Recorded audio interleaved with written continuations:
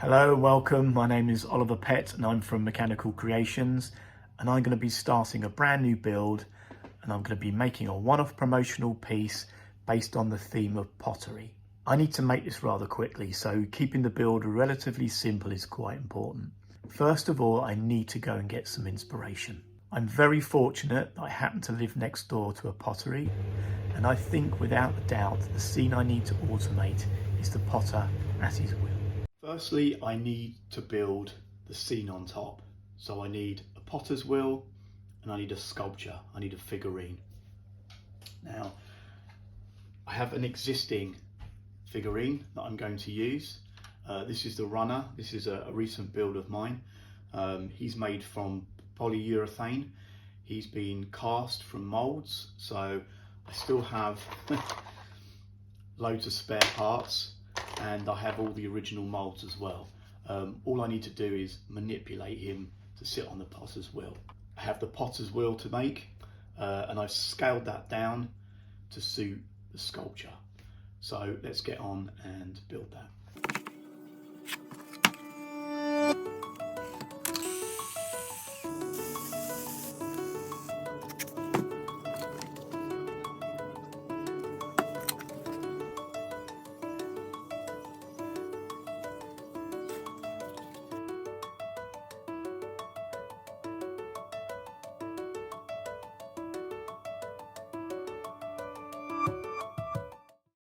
And I think that looks rather good. Obviously it's still a bit more refinement to make, but it's something for me to work with. Now I'm going to make the figurine. I'm going to use these molds from an existing piece that I made. I have lots of these arms left over, which I'm going to use, and also I have lots of feet. But what I need is the legs, body and the head. I'm going to use this 2-part polyurethane casting mix, which goes off in about 5 minutes.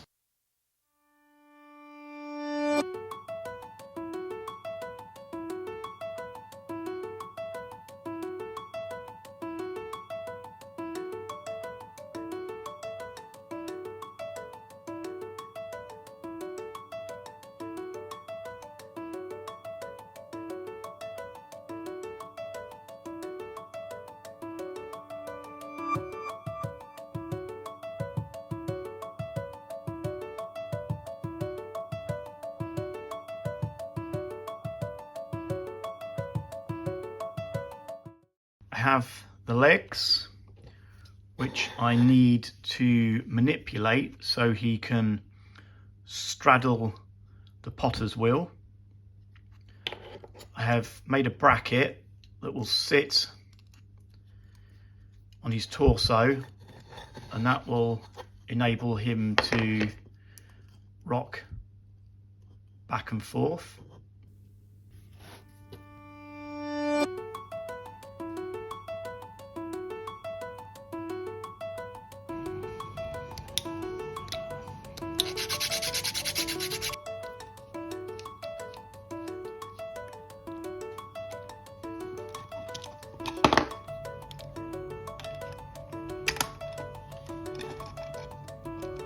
What I've done is I've added these little tabs, and I've squeezed between the leg and the tab some 2-part epoxy filler. All I need to do is clean it all up, but you can see there he's now able to straddle the potter's wheel. So he can articulate his torso back and forth.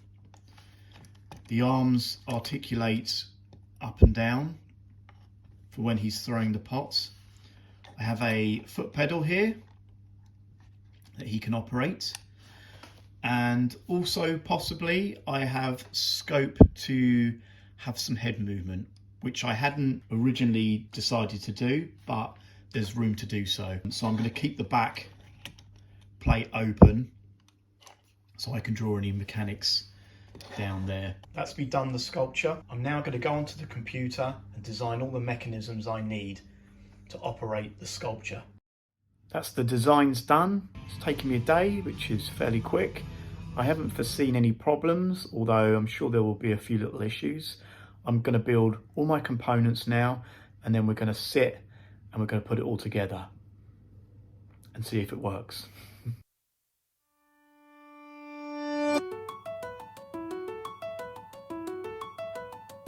cut my pieces for the box, and now I'm going to create some dovetail joints using the CNC machine.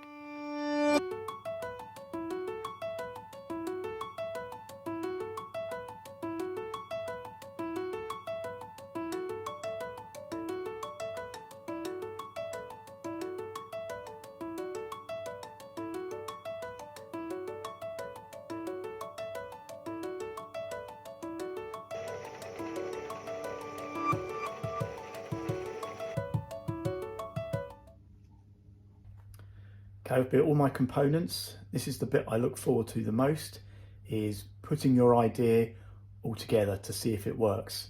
So I'm really excited. I'm sure I'll have a few little problems, but we'll solve those as we go along. Right, here we go. I should say that I've made this, or I've designed it hopefully, that everything is completely serviceable. So once I've glued the box, I can take all the components out with ease. So at the moment I'm not gluing it up, I'm just seeing whether it all works. The dovetail joints could have been a little bit tighter, but I'm not worried about that. First of all, let's get, this is the bigger of the spur gears. This is 4mm stainless steel. That goes in through here and through the spur gear. Now I have 4 cams to also thread through. Now these are just blank at the moment. I still have to scribe them in, do all the timing, but I'm not worried about that at the moment. So first one in, make sure that's going the right way. Third and fourth. Right, now this way of making automata with collets is fantastic because I can take it all apart if I need to, and I'm sure I will be doing that quite a few times. To lock that in, what I'm going to do is tighten that spur gear up. Right, now let's see if the little spur gear meshes nicely with the bigger one. Right, okay, first of all I need to put this pinned gear in, and that goes through here, goes through the top with this smaller spur gear. Now it's got 6 teeth on it. I forgot what the big one is. 38 maybe? Can't remember. Anyway, so that goes through there. What I can do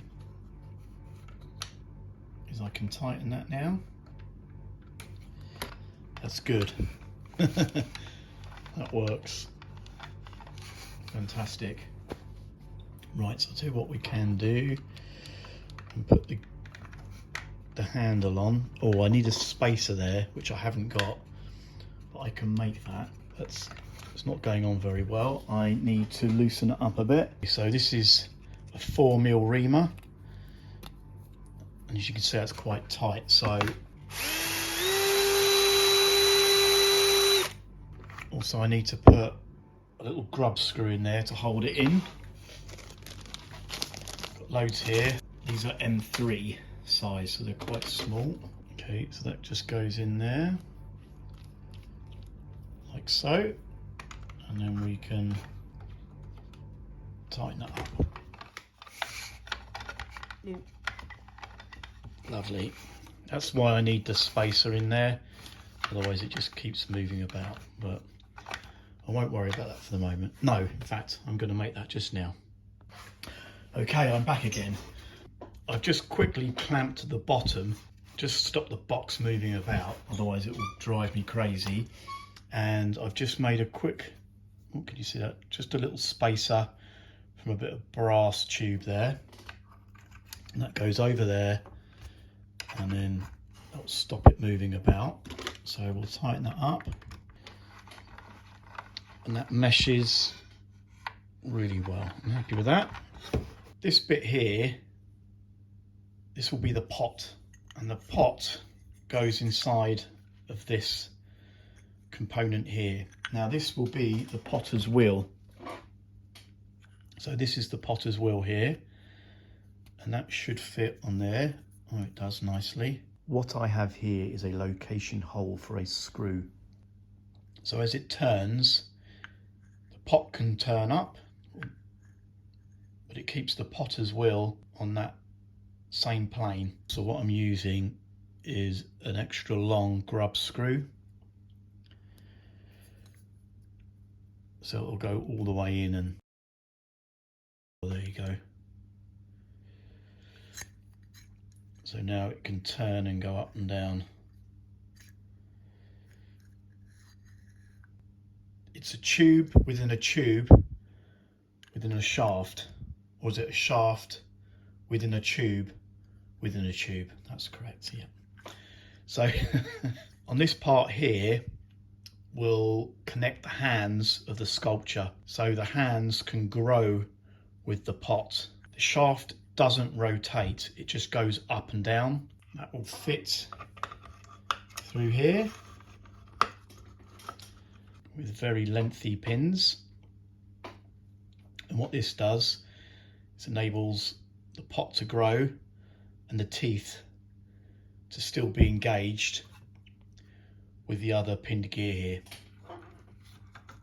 And again, that's attached, if you can see it, with a little grub screw. This part here, we are going to insert this component. This is a cam follower.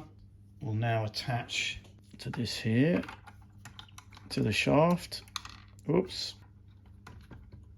And then this cam here operates the pot going up and down. So we'll tighten that. Here we go. Yeah, that seems to work. That's good. Let's give that a go. Why is that not turning? Ah, because I've not tightened it. And we'll give it a little bit of room to breathe. Right, let's watch that again. As you can see, as I'm rotating, the cam is pushing the pot up, and then the two pinned gears there still engaging and turning the pot, and the pot in turn is turning the potter's wheel, but keeping that on a level plane. So out of all the components or mechanisms, that was the one I was worried about the most, but it works fine. And I'm super happy with that.